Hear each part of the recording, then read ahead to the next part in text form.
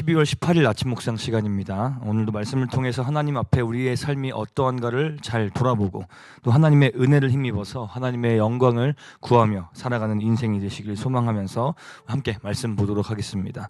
오늘 말씀 말라기 2장 17절부터 3장 12절까지의 말씀입니다.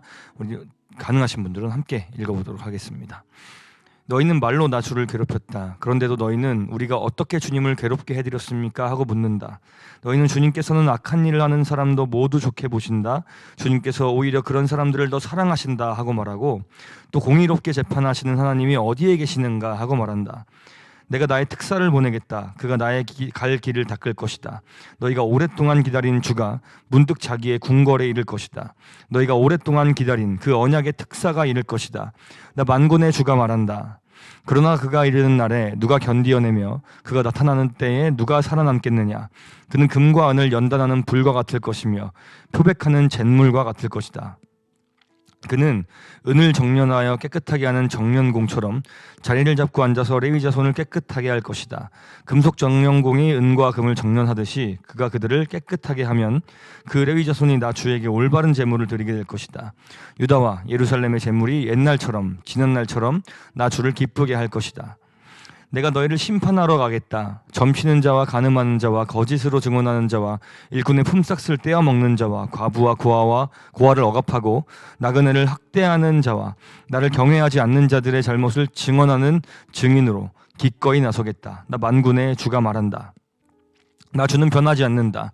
그러므로 너 야곱의 자손아 너희는 멸망하지 않는다. 너희 조상 때로부터 너희는 내 규례를 떠나서 지키지 않았다. 이제 너희는 나에게로 돌아오너라. 나도 너희에게로 돌아가겠다. 나 만군의 주가 말한다. 그러나 너희는 돌아가려면 우리가 무엇을 하여야 합니까? 하고 묻는구나. 사람이 하나님의 것을 훔치면 되겠느냐? 그런데도 너희는 나의 것을 훔치고서도 우리가 주님의 무엇을 훔쳤습니까? 하고 되묻는구나. 11조와 헌물이 바로 그것이 아니냐? 너희 온 백성이 나의 것을 훔치니 너희 모두가 저주를 받는다. 너희는 온전한 11조를 창고에 들여놓아 내 집에 먹을거리가 넉넉하게 하여라. 이렇게 바치는 일로 나를 시험하여 내가 하늘 문을 열고서 너희가 쌓을 곳이 없도록 북을 붙지 않나 보아라. 나 만군의 주의 말이다. 나는 너희 땅의 소산물을 해로운 벌레가 먹어 없애지 못하게 하며 너희 포도밭의 열매가 채 익기 전에 떨어지지 않게 하겠다. 나 만군의 주가 말한다. 너희 땅이 이처럼 비옥하여짐으로 모든 민족이 너희를 복되다고 할 것이다. 나 만군의 주가 말한다. 아멘. 자, 오늘의 본문은 2장 마지막 절로 시작이 됩니다. 예언자를 통해서 하나님은 유다 사람들이 하나님을 괴롭혔다, 말로 괴롭혔다라고 이야기하십니다. 그런데 이 말씀에 반응하는 유다 백성들의 이야기가 아주 당당합니다. 우리가 어떻게 주님을 괴롭혔습니까? 라고 대답합니다. 사실 우리가 어제 보았던 말씀에서 그들은 위선적인 예배, 이방신의 딸과 결혼하는 것, 불성실한 결혼과 이혼 등을 통해 충분히 하나님의 마음을 괴롭게 했는데 오늘 하나님께서 괴로워하신다는 것은 이런 행동에 대한 괴로움이 아니라 유다 사람들의 말 때문입니다. 그들의 말이 무엇이었습니까? 17절 하반절만 한 번 더 살펴보겠습니다. 너희는 주님께서 악한 일을 하는 사람도 모두 좋게 보신다. 주님께서 오히려 그런 사람들을 더 사랑하신다 하고 말하고 또 공의롭게 재판하시는 하나님이 어디에 계시는가 하고 말한다. 자, 하나님의 정의가 유다 백성들에 의해서 판단이 되고 있는 그런 상황이죠. 사실 따지고 보면 자신들이 하나님의 말씀에 온전하게 순종하지 않으므로 이방 백성들에 의해서 징계를 받고 괴로움 가운데 살게 된 것인데 자신들의 고통, 특별히 이 본문의 배경을 돌아볼 때 이 바빌로니아에 의해서 나라가 멸망당하고 포로가 되어 살았던 이 고통의 시기에 대해서 그 포로 시기가 하나님의 정의 구현이었음에도 불구하고 마치 그것이 정당하지 않다는 듯 이야기하며 자신들의 고통을 하나님이 돌아와 주지 않으셨다. 악한 자들이 잘 되는 것을 방관하셨다라고 하면서 하나님께 오히려 의문과 불만을 제기한 것이죠. 자, 17절에서 이 괴롭게 하고라는 이 말은 히브리어로 호가템이라는 말인데 이것을 좀 뉘앙스를 바꿔서 번역하면 지치고 피곤하게 한다는 뜻이 됩니다. 유다 백성들의 이런 말들이 하나님을 굉장히 몹시 피곤하게 했다는 것이죠. 자, 이 항의에 대한 반응을 하나님이 이제 보여주시는데 3장 1절을 읽어보겠습니다. 내가 나의 특사를 보내겠다. 그가 나의 갈 길을 닦을 것이다. 너희가 오랫동안 기다린 주가 문득 자기의 궁궐에 이를 것이다. 너희가 오랫동안 기다린 그 언약의 특사가 이를 것이다. 나 만군의 주가 말한다. 자, 하나님께서 언약의 특사를 보내시겠다고 하십니다.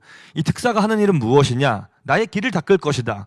길을 청소한다. 길을 치운다. 즉 어제 다뤘던 것처럼 이 위선적인 종교 행위에 찌들어서 자기의 이익만을 탐하는 이 그 불의함들을 제거하여서 깨끗하게 하시겠다는 것입니다. 자, 이 특사가 누구냐? 일반적으로 이제 기독교에서는 주님의 길을 예비한 세례 요한. 궁극적으로는 메시아로 오시는 예수님을 의미하는 것으로 받아들이고 있고, 본문만 따져오면, 이제 구약 성경의 본문만 따져오면 하나님 본인이 본인을 파송하는 듯한 그런 형태를 이제 맥락상 그렇게 취하고 있기도 한데요. 근데 그게 누가 되었건 간에 이 사자가 와서 한 일이 무엇입니까? 죄악 중에 빠진 이들을 향해 회개를 선포하고 그들을 다시 거룩한 존재로, 깨끗한 존재로 변화시키는 일입니다. 2절과 3절을 보면 그들을 연단하겠다, 하얗게 하겠다, 깨끗하게 하겠다 이렇게 이야기를 하시는데, 그렇게 된 결과로 어떤 일이 일어날까요? 4절을 한번 읽어보겠습니다. 유다와 예루살렘의 제물이 옛날처럼 지난 날처럼 나 주를 기쁘게 할 것이다. 그들이 하나님 앞에 더 이상 위선적인 예배를 드리지 않고 하나님을 하나님답게 대우하고 하나님 앞에 드릴 온전한 예배를 올려드리게 될 것이다. 예배가 회복될 것이다. 이런 이야기입니다. 자, 그럼 그렇게 예배가 회복되게 하기 위해서 연단의 과정이 필요한데, 즉 불순물을 제거하는 과정이 필요한데, 그 일을 위해서 하나님께서 어떻게 하시겠다? 자, 5절을 보면 심판하러 가겠다라고 말씀하십니다. 자, 연단의 과정은 결코 쉬운 과정이 아니죠. 금이나 은을 재련하는 과정에서는 엄청나게 뜨거운 그 불이 필요하고, 그 불로 이 은과 금을 녹여서 그 과정들을 통해서 불순물을 이제 걸러내는 그런 제거하는 작업을 하는 것이죠. 그러니까 불과 이 뜨겁지만 괴롭지만 이 불과 같은 이 심판은 그렇기 때문에 사람이 거룩해지고 깨끗해지는 데 있어서 반드시 필요한 것이다라는 이야기입니다. 자, 그런 맥락에서 6절 이하에서는 또 무슨 이야기를 하십니까? 나 주는 변하지 않는다. 그러므로 너 야곱의 자손아 너희는 멸망하지 않는다. 자, 심판이 분명하게 이루어질 것이다라는 것을 5절에서 이야기하셨는데 6절에서는 멸망하지 않을 것이다 이야기합니다. 야곱의 자손들이 그 심판 가운데에서 멸망하지는 않습니다. 이 심판의 목적이 그들의 멸망에 있는 것이 아니기 때문입니다. 심판의 목적은 그들을 깨끗하게 만들어서 회복하는 것에 있기 때문입니다. 하나님께서 변하지 않는다는 것은 하나님이 언약의 신실하신 분이심을, 또 하나님이 자기 백성들을 향한 그 사랑을 신실하게 행하시고 그 사랑을 거두지 않으신다는 것을 확증하는 그런 표현이죠. 그래서 하나님께서는 7절에서 유다가 심판을 통해 자신들의 죄를 깨닫고 돌이켜야 한다, 회개해야 한다라는 것을 말씀해주고 계신 것입니다. 그들에게 여러 가지 죄가 있겠지만 특별히 오늘 본문에서는 10계명 중에 하나인 이 11조에 관한 이야기를 화두에 올려놓습니다. 유다 백성이 하나님 앞에 온전하게 이 11조를 하지 않는 것은 하나님의 것을 도둑질했다라는 방식으로 표현이 되게 되는데, 작년 묵상 영상 중에 제가 한번 11조에 대한 본문을 다루게 되어서 설명을 드린 바가 있었습니다. 11조는 단순히 10개 중에 하나를 드린다, 이런 형식이 중요한 것이 아니라 그 10 중에 하나를 드리는 그 이유, 그 목적이 무엇이냐, 이것이 중요하다고 말씀드렸었습니다. 자, 간단히 설명하면 이스라엘은 각 그 히브리어 알파벳에 각각 그 의미를 부여하고 또 숫자에도 그 의미들이 이제 부여되어 있는데 그 의미를 통해서 메시지를 전하고 이제 파악하는 어떤 그런 문자 체계가 있습니다. 그런 해석 방법이 있습니다. 그것은 이제 게마트리아, 이제 수비학이라고 이제 이야기를 합니다. 자, 이 게마트리아로 접근했을 때 이 10은 전체를 의미하고 1은 대표성을 의미하는 것입니다. 자, 간단하게 이렇게 설명을 드렸었는데, 전체 중에서 대표성에 있는 첫 것 내지는 그 10분의 1을 드림으로써 내가 가지고 있는 모든 것이 다 하나님께로부터 나왔다라는 의미로, 그 신앙 고백적인 의미를 가지고 이 모든 것은 하나님께서 주신 것입니다, 그것을 내가 인정합니다라는 고백으로 하나님께 11조를 드린다라고 설명을 드렸었고, 자, 그 11조는 어떻게 사용되느냐, 제사장들, 그러니까 그 노동을 하지 않는 제사장들을 위해서, 또 구제하는 일을 위해서 사용된다고 설명을 드렸었습니다. 자, 그렇다면 본문에서 이들이 지은 죄가 무엇입니까? 11조를 하지 않았다, 헌물을 하지 않았다라는 그 행위 자체, 그 차원을 넘어서서 그들이 마땅히 돌보아야 할 사람들을 돌보지 않고 자신들의 안위, 자신들의 이익만을 챙겼다.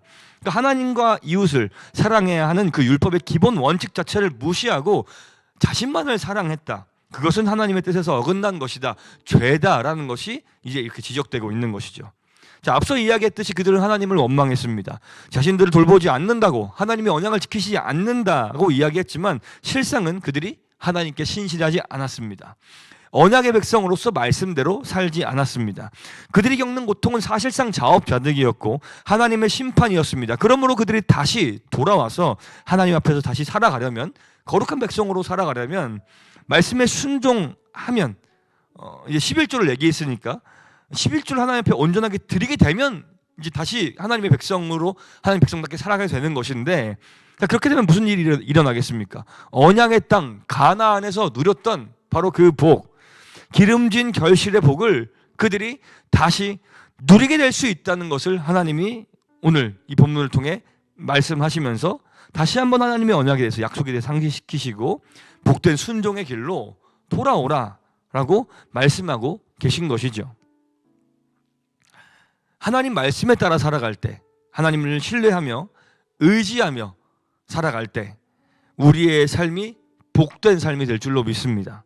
하나님께서 말씀을 통해 우리의 행복을 위해 우리 안에 있는 죄를 깨닫게 하실 때에 하나님의 은혜로 죄라는 불순물을 우리의 삶에서 치워버리고, 그것이 굉장히 고된 작업일 수 있는데요, 그것을 치워버리고 거룩한 삶, 주님 안에서 행복을 누리는 삶을 살 수 있게 되기를 간절히 소망합니다. 오늘 하루도 하나님께서 우리의 죄를 깨닫게 해주시기를, 우리의 연약함이 무엇인지를 깨닫게 해주시기를, 그것이 불편하더라도 아프더라도 그것을 깨닫게 해주시는 은혜를 우리 매일의 삶의 순간순간 가운데 경험할 수 있게 되길 소망하면서 함께 기도하며 나아가도록 하겠습니다. 함께 기도하겠습니다. 우리를 사랑하셔서 우리의 죄를 드러내시고 옳은 길로 인도하시려고